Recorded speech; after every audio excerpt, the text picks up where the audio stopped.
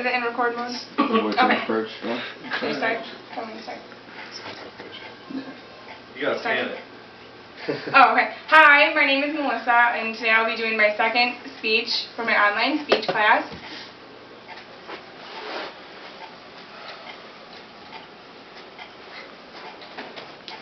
Today I decided to give my speech about what to wear during a job interview. Many of us are approaching job interviews, and I thought it would be an appropriate topic to discuss, so I will be discussing what to wear during a job interview.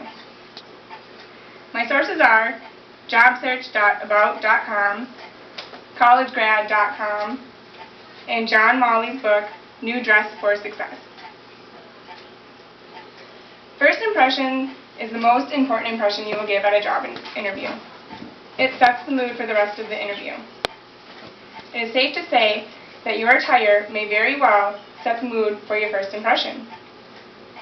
Today I'll cover your head to toe for male and female attire for an interview. I'm going to start with the classic business suit. It should be a two-piece matching dark business suit. Appropriate colors would be blue, gray, or black. It is now acceptable for both men and women to wear a suit to an interview. Under the suit, you want a low-key shirt. It should be conservative and buttoned high, and for men, you should button it all the way up and wear a tie. Please be aware of any patterns you may have on your tie. Your pants should match the top, as I stated previously. They should be pressed and they should be hemmed to the correct length. You don't want to be tripping on too long pants. The next thing I'll be talking about is shoes. Please don't overlook your shoes. They are really important. You should wear a pair of dress shoes that are clean and polished. Women should choose a shoe that has a low heel. And men should choose a dress shoe. No open-toed shoes are acceptable. With your shoes, you want to consider what you're going to wear under them. Dark trouser socks or dark pantyhose.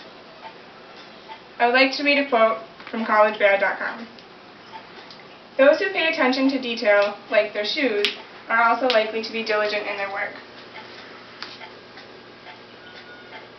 Some overlooked areas are jewelry. You want to keep your jewelry to a minimum. They suggest one ring and one pair of earrings, and absolutely no body jewelry. You also want to make sure that your jewelry is not loud or distracting. A second thing to note is your perfume or cologne. Make sure you use it sparingly. You don't want to leave a trail behind you. Make sure your nails are clean and trimmed. And if you're a woman wearing nail polish, you want a neutral color. Something else to think about is your hairstyle.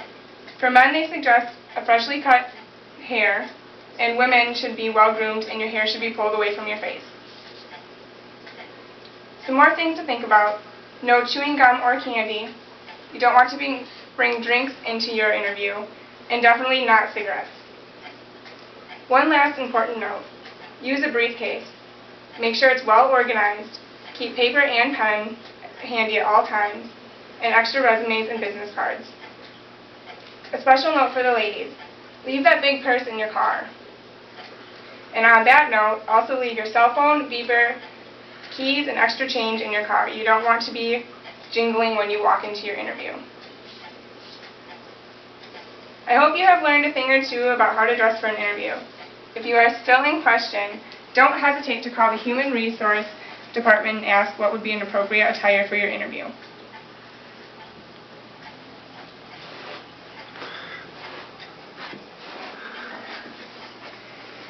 And that concludes my speech.